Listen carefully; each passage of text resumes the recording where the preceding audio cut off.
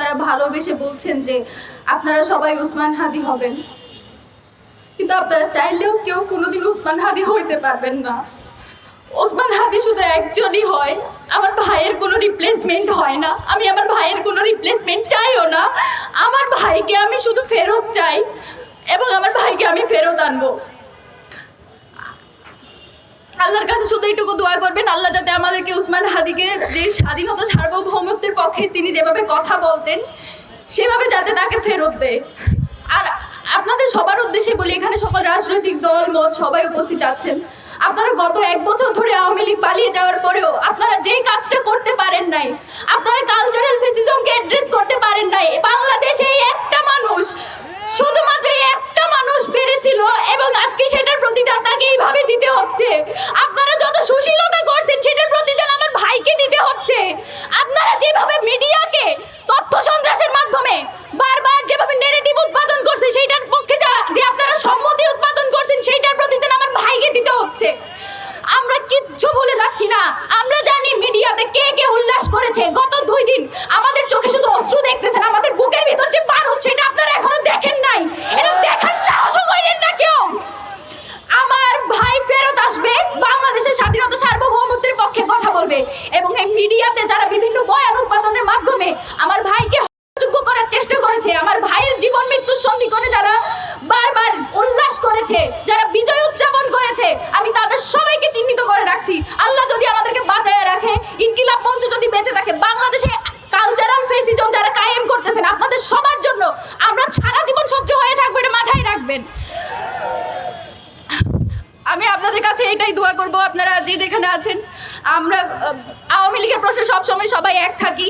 আমরা এটুকুই এক্সপেক্ট করি আপনারা ভোটের রাজনীতির জন্য প্লিজ আমাদের এই সব যে কয়টা মানুষ আছে, যে কয়টা মানুষ এখনো দেশের স্বাধীনতা সার্বভৌমত্বকে টিকায় রাখার জন্য যুদ্ধ করে যাচ্ছে, সেই কয়টা মানুষকে প্লিজ আপনারা বিসর্জন দিন না নিজেদের এই ঠুনকো ভোটের কারণে। বাংলাদেশের স্বার্থ আপনাদের এই ভোটের চেয়ে অনেক বেশি, আপনাদের নিজস্ব যে ব্যবসা বাণিজ্য সেসবের চেয়ে অনেক বেশি বাংলাদেশের স্বাধীনতা সার্বভৌমত্বের যে দাম সেটা প্লিজ আপনারা বিসর্জন দিবেন না, সেটা বিক্রি করে দিবেন না। বাংলাদেশের প্রশ্নে, স্বাধীনতা সার্বভৌমত্বের প্রশ্নে ওসমান হাদি যেভাবে ভোকাল ছিল, আপনারা তার, আমি বিশ্বাস করি যে আমার ভাই ফেরত আসবে। আমার ভাই যতদিন আসবে না ততদিন পর্যন্ত আমরা রাজপথ ছাড়বো না। এবং আমাদের জাবের ভাই যেটা বলে গেলেন, ওসমান হাদি যতদিন সুস্থ হবে না এই ঢাকা 8-এর আসনে আসার কারণে এবং তার যে বয়ানগুলো ছিল, তার যে কথাগুলো ছিল সেগুলোর কারণে আজকে তার এই অবস্থা। এবং আমি জাবের ভাই, আমাদের ইনকিলাব মঞ্চের যত মেম্বার আছে, আমরা আপনাদের সাথে নিয়ে সংগ্রাম জারি রাখবো এবং ওসমান হাদিকে ইনশাআল্লাহ আমরা সংসদে পাঠাবো। আপনাদের সবার দোয়া চাই, আপনারা সবাই আমার ভাইয়ের জন্য দোয়া করবেন। আল্লাহ যাতে তাকে সুস্থ অবস্থায় ঠিক আগের মতো যেভাবে বজ্রকণ্ঠে সে স্লোগান দিত, যেভাবে বলিষ্ঠ কণ্ঠে সে বক্তৃতা দিত, সেভাবে যাতে আমরা তাকে ফেরত পাই। ওসমান হাদি ভাই কি তার পরিবারের জন্য কিছু করেছে?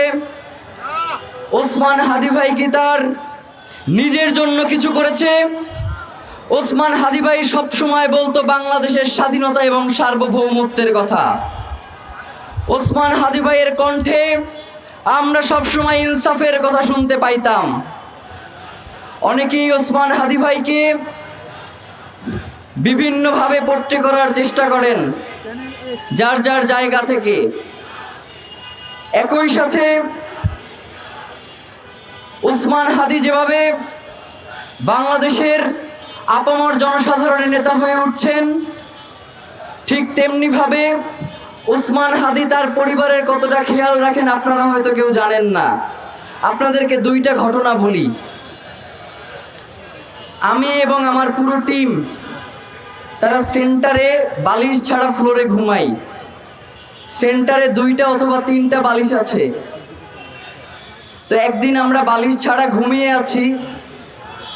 ওসমান ভাই রাতে অল্প কিছুক্ষণ সময় ঘুমান, তো জোর করেই তার মাথার নিচে বালিশটা দিয়ে আসছি। সকালবেলা উঠে দেখি যে আমার মাথার নিচে বালিশ, ওসমান ভাই আমার পাশে ফ্লোরে ঘুমিয়ে আছেন, তার মাথার নিচে কিছু নাই। গত পরশুদিন বাসায় যাচ্ছিলাম, তার আগে ওয়াশরুমে 1 বালতি জামা কাপড় ভিজিয়ে রেখেছি, ধোয়ার সময় পাই নাই।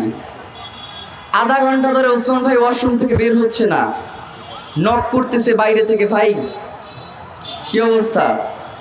আমার সেই সমস্ত জামা কাপড় সেই ওসমান হাদি ধুয়ে এরপরে দেখি যে সে শুকাতে দিয়ে যাচ্ছে। সুতরাং ওসমান হাদির সাথে আমাদের যেই সম্পর্ক তৈরি হয়েছে সেইটা কোনো রক্তের সম্পর্ক নয়। অনেক সময় রক্তের সম্পর্কেও ছাড়িয়ে অনেক সম্পর্ক তৈরি হয়ে যায়। ওসমান হাদি ভাই সবসময় একটা কথাই বলেছেন যে আমি যেই মানুষকে সবসময় ধারণ করি তিনি হচ্ছেন আমার দেশ পত্রিকার মজলুম সম্পাদক মাহমুদুর রহমান। এবং মাহমুদুর রহমানও সব জায়গায় গিয়ে বলেন যে আমার একটা ছোট ভাই আছে, তার নাম ওসমান হাদি। গত 2 দিন আগেও সেন্টারে আমরা কথা বলছিল যে ফুয়াদ ভাইয়ের উপরে যেই ন্যাক্কারজনক ঘটনা তারা ঘটিয়েছে, আমি আমার পুরো টিম নিয়ে যাব যদি ওর বাপের সাহস থাকে আমার সামনে এসে যেন দাঁড়ায়। ওসমান ভাই বলতেছিল যে হাসনাতরে নিয়ে আমার খুব দুশ্চিন্তা হয়, আল্লাহ না করুক করে কখন কি করে ফেলে, হাসনাতরা যদি মরে যায়, হাসনাতদের যদি কিছু হয়ে যায়, তাহলে আমি ওসমান হাদি একার জন্য এই লড়াই এই সংগ্রাম চালিয়ে যাওয়া খুব কঠিন হবে। ওসমান হাদি বাংলাদেশকে আমি সকল জনতাকে ধারণ করত। সুতরাং বাংলাদেশের সকল জনগণের কাছে আমাদের একটা আবেদন থাকবে, আপনারা ব্যক্তিগতভাবে ওসমান হাদিকে নিয়ে যেই ঘৃণ্য রাজনীতি রয়েছে সেটি করবেন না। ওসমান হাদিকে আপনারা বাংলাদেশের কণ্ঠস্বর মনে করুন।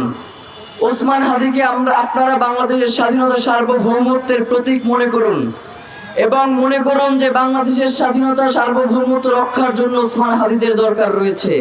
সুতরাং সকল রাজনৈতিক ভেদাভেদ ভুলে আমরা কিভাবে ওসমান হাদি যে আদর্শ ধারণ করতে সেই আদর্শে উজ্জীবিত হয়ে আমাদের লড়াই চালিয়ে যেতে পারি, সেই প্রচেষ্টা আমরা যেন করতে পারি। এই রক্তের মধ্য দিয়ে আমাদের এই ইনসাফের লড়াই শুরু হলো মাত্র, আমাদেরকে দীর্ঘ পথ পাড়ি দিতে হবে। সুতরাং কাউকে ক্লান্ত হলে চলবে না।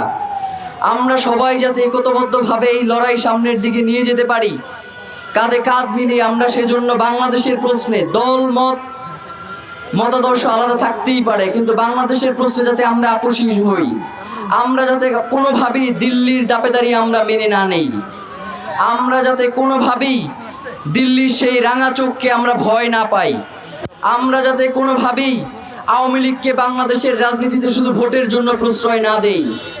যেই আওয়ামী লীগ 4 বছরের রিয়া গোপের গুলি করে তার মাথায় এপর ওপর করে ফেলেছে এবং সর্বশেষ ওসমান হাদি ভাইয়ের অবস্থা তো আপনারা জানেনই। আমাদের ইনকিলাব মঞ্চ টিম, আমরা মনে করি বাংলাদেশের আপামর জনসাধারণ আমাদের সাথে রয়েছেন, কারণ ইনকিলাব মঞ্চ টিম শুধুমাত্র 51 সদস্যের নয়। আমরা তো মনে করি ইনকিলাব মঞ্চের এই টিম 56,000 বর্গ মাইলের 20 কোটি মানুষের। সুতরাং এই ইনকিলাব মঞ্চকে আগলে রাখার দায়িত্ব আপনাদের, ইনকিলাব মঞ্চকে এগিয়ে নিয়ে যাওয়ার দায়িত্ব আপনাদের।